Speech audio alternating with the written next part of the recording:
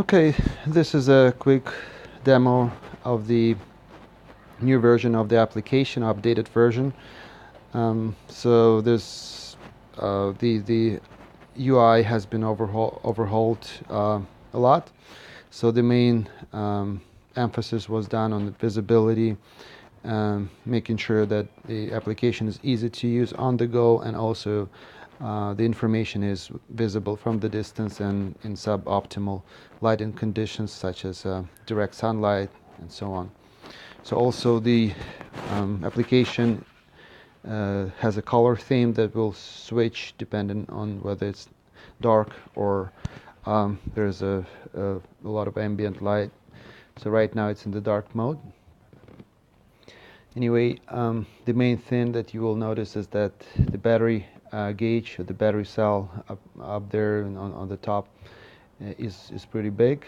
Also the number will actually represents the range, that you have left, and voltage on the left, amperage on the right, and then the power gauge and the speed gauge are separate now. They are larger numbers and more visible.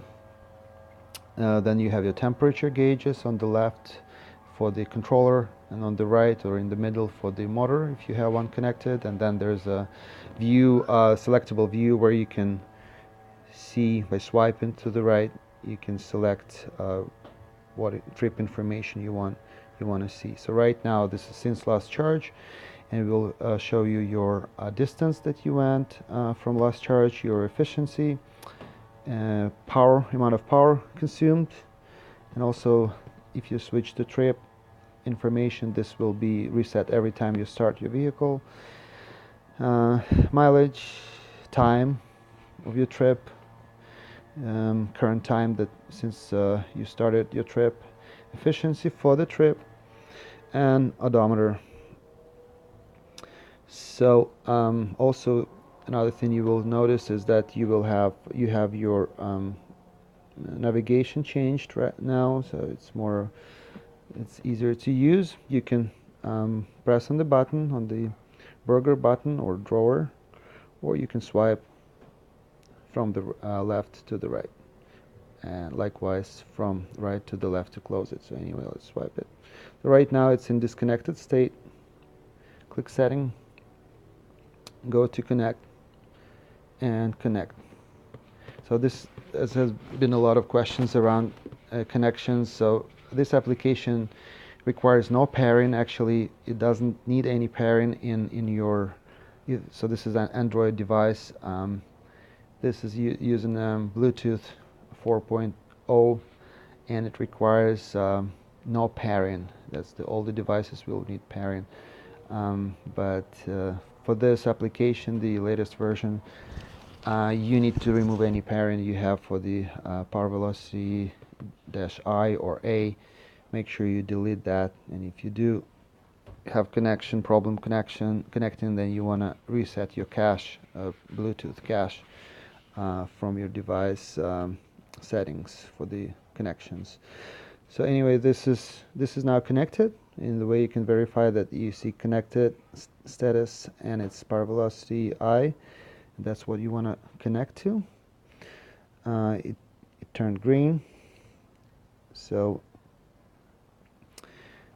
another thing you can do is I moved just some of the sliders here, and then when I hit read, it will return what is saved. You can switch to auto, day mode, night mode, or auto. So right now it's dark, so it will switch to night mode when it detects the light, and it's approximately 10 seconds, and it just did. So what else? There's nothing really here. That's pretty self-explanatory, and if you don't know what it is, you can push on or press on the label for each item here, and it will tell you what it is. So let's say this one, or here.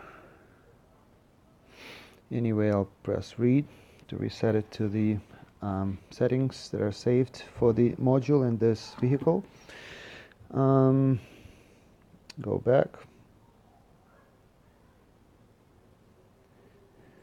And now we are connected.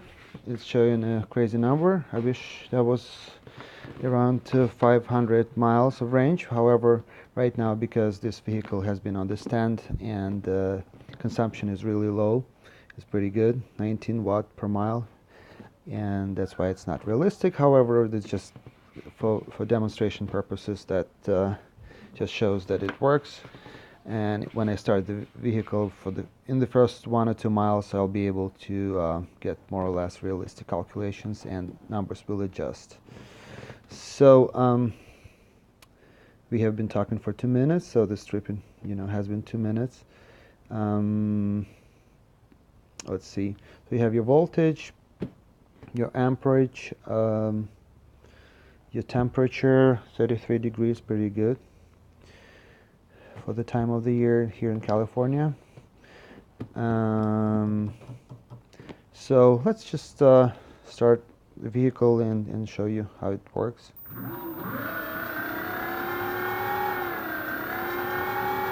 It works. As you can see, there's another feature that was added here is that these gauges will auto adjust to your maximum values for your speed or power usage, and you will see that now.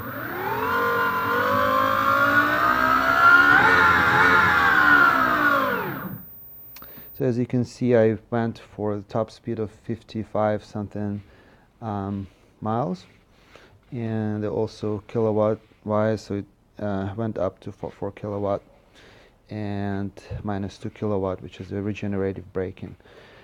So this will adjust automatically, and the reason for that was to allow to use the scale all the way, and I understand the variability in difficult vehicles, how fast they can go, how much power they consume, so there was decision made to make this gauge adjustable. So you don't just have your 100 miles, here on the gauge, and you you go up to 20 kilowatt, 20 miles per hour, and that's all the scale of the gauge you use anyway. If you need to reset that, like you're on the stand and you never go that speed, and you need to reset it to default settings. So starting settings of 25 miles per hour. So you can go to settings, and when you do the update here, it will also reset the values. So as you can see, if I go back, it's now back to 18 miles and 2 watts. And if I go, however, it will save those settings if you when you go on like in real life conditions, and your speed will be registered, the top speed will be registered, and will stay between resets. Actually, between the restarts of the application, it will stay the same. So anyway, what else we can talk about? So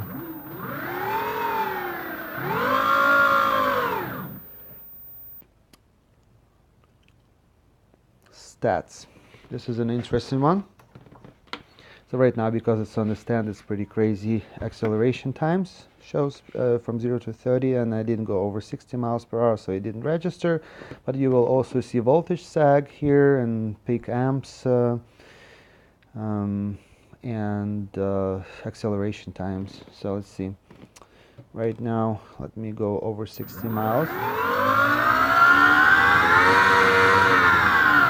So the vehicle went over 60 miles, so let's read those numbers. So it shows pretty good numbers. That basically says that it will record your best time, and you can always go and reset it to 0, and so you can track your parameters here or statistics.